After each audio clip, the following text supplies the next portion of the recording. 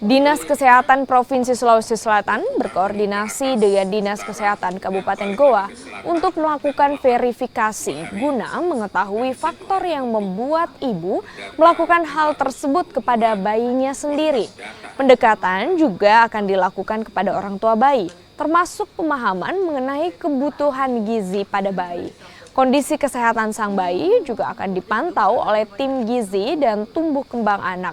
Untuk mencegah peristiwa serupa tidak terulang, pihaknya berharap para orang tua rutin mengecek dan berkonsultasi ke posyandu setempat untuk pemenuhan gizi pada bayi. Terkait dengan kasus di Goa itu, kami segera quick respon untuk menelpon ke teman di Kabupaten Goa, tim dari Kadis Kesehatan Kabupaten Goa. Kemudian selanjutnya mereka akan melakukan memverifikasi apa maksudnya, apa masalahnya sehingga ibu tersebut melakukan hal tersebut. Dan tentunya ini menjadi poin kita bahwa memang saat ini yang membuat anak-anak kita itu atau kita semua tidak